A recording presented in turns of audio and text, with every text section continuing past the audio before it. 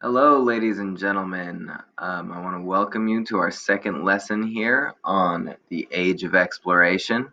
Mr. Logue created that great intro for you yesterday where you got to learn about a couple things that helped bring about the Age of Exploration.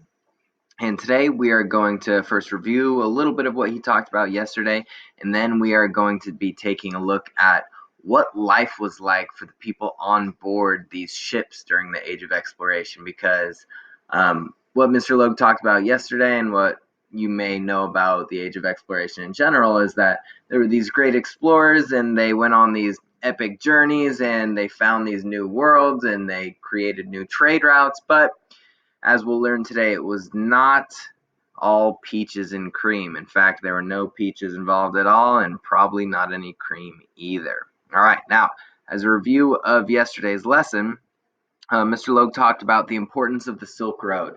And the Silk Road really helped to spawn this idea that there was a need for the Age of Exploration because, like he said, now that trade was opened up between Europe and Asia, there were lots of people trying to make money. And the best way to do that was to get your goods from Europe to Asia as fast as possible. And the best way to do that was to cut out the middleman. And by doing that, meaning you didn't have to pay somebody else to take your stuff, you could just do it on your own. You didn't have to stop at all of these places on the land route and pay money. So the best way to do that was just go straight there, buy your own ship or hire your own ship, load it with all of your own stuff, and then send it straight across the sea. Well, not straight across, you have to go around Africa, but still, you would be able to get from Europe to Asia much faster by sea. So you cut out the middleman.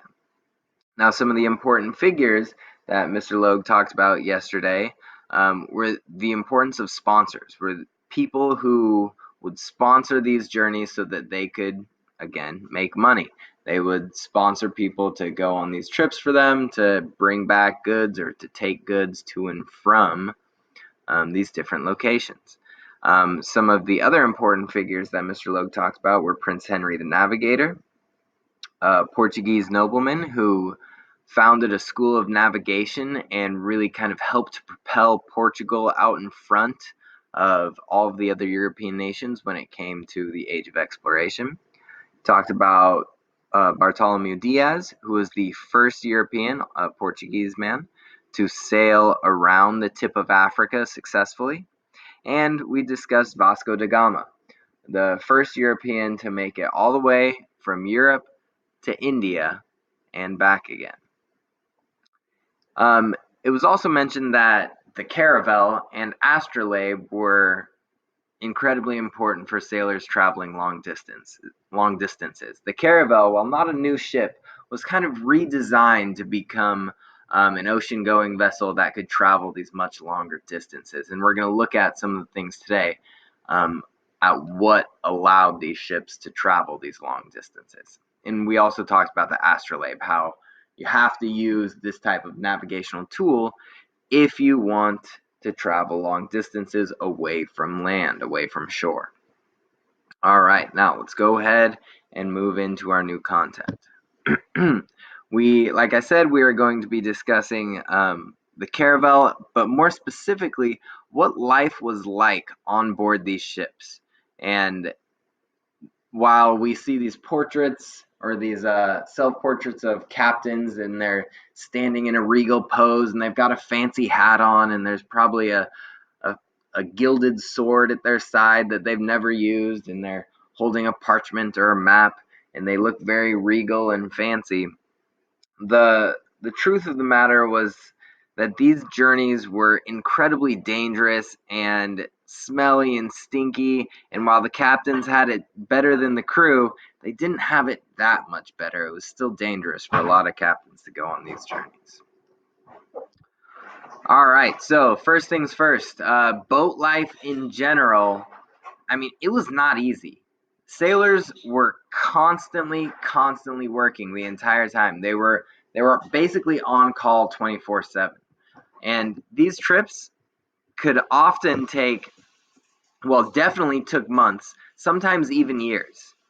And to be confined in a small space for that amount of time was very, very difficult. Not to mention you're working the entire time. Now, like I said earlier, every member of the crew was on call 24/7 because they couldn't call the ship repairman when they were out in the middle of the ocean. They had to do everything that they needed themselves. So if something broke, they had to fix it, and they had to make sure that everything was as clean as they could. But as we'll learn here soon, the ships did not get very clean. Now, disobedience, meaning disobeying the captain, was not tolerated at all. Men were flogged or whipped, as you can see here, when they disobeyed the captain. And outright mutiny, that means if you were rebelling against the captain and leading other members of the crew to do that, had a death penalty. And for all of that, sailors made less than what would be the equivalent of $10 a month today. So they were not making a lot of money and doing a lot of work. Now, you may be thinking, well, okay, living on a ship may have been hard, but maybe the food was really good. Well, if that's what you were thinking, you would be wrong. Sailors during the Age of Exploration, they ate a lot. They ate about 3,000 calories a day, but their diet was not balanced at all. They had a diet that was heavily salty. They would for their meat daily, they would have 1 pound of salt beef or pork. And if you're thinking, oh, that doesn't sound too bad, that sounds like bacon. Not really. It's just incredibly salty beef or pork that was often brined. So it was kind of like soggy. It was not good. But they had to salt it so that it would last for the length of these journeys. Now, hardtack, think of a cracker. Think of any cracker, like those chicken and biscuit crackers or a Ritz cracker. Now imagine that cracker was as hard as cement. That's what hardtack is. And that is what sailors ate on a constant daily basis. And often this hardtack had weevils, which are like little beetles in it. And so sailors would oftentimes have to like break the cracker with something else to eat it, or they'd have to dip it in some liquid to soften it up. And speaking of liquid, another part of a sailor's diet was either a gallon of wine, ale, or hard liquor a day. They had often would have nearly actually I don't know if that's true. They had a lot of wine, ale, and hard liquor on board, but what they didn't have nearly enough of usually was fresh water. It was very hard to keep the water fresh, so they would have to stop in ports whenever they could to refresh on water, because it's really difficult to carry enough water on board of a ship for every member of the crew. Now you may be thinking, well, why didn't they just get rid of the booze and keep water instead? And I would say that's a great question. I don't know why they didn't do that. My guess is that the sailors probably wanted and or needed some of them to have that wine, ale, or hard liquor, because this is not in today's day and age. They didn't quite know how bad for you drinking that much of the wine, ale, or liquor could be for you. And doing it that much on a daily basis, as we'll see here soon, definitely led to some poor health effects for the sailors. And aside from that, they also had dried beans, peas, or rice. Now, as I mentioned earlier, these journeys were incredibly dangerous. Just by the nature of traveling alone in the middle of the ocean, you could get caught in a storm, you could run into pirates, you could get into, a conflict with another ship, you could run out of food or fresh water, but you could also die or be harmed by one of these things that you see here. It was really common for sailors to get scurvy. Scurvy is a deficiency disease. That means you're not getting enough vitamin C in your body. You're not getting enough. It usually comes from fruits and vegetables. But sailors would lose teeth. They would get incredibly malnutritious, meaning that they were not healthy because they didn't have enough of the vitamins that their body needed. And scurvy was known to kill it was common to lose about 50% of the crew to scurvy on some of these longer voyages. Now, I mentioned earlier how dirty these ships were, and a lot of that is because these sailors, they didn't bring, a year's worth of clothes with them on the ship.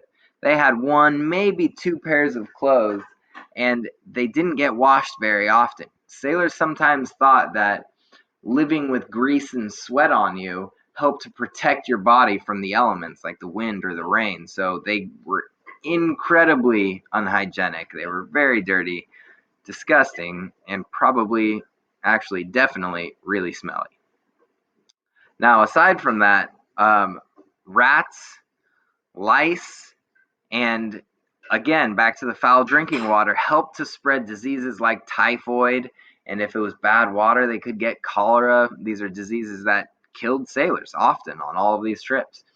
And aside from that, when they're traveling in some parts of the ocean, it could get incredibly cold. And they're traveling on a wooden boat with canvas sails. And guess what? All of that stuff is pretty flammable. So lighting a fire to warm yourself up was very rare. Sometimes it happened, but it was very rare that they'd be lighting fires. All right, but if you survived all of that and you got the terrible pay and you made it to your destination and back, you could be a part of history. And because this was a time period where there was so many explorations happening, there was always room on board these ships for sailors, and they could always find sailors if they needed to, and if they couldn't find sailors, they could force prisoners into being sailors if they needed to. All right, so that covers it for our overview of what life was like on a ship during the age of exploration. I will be talking to you guys again soon, and thanks for tuning in.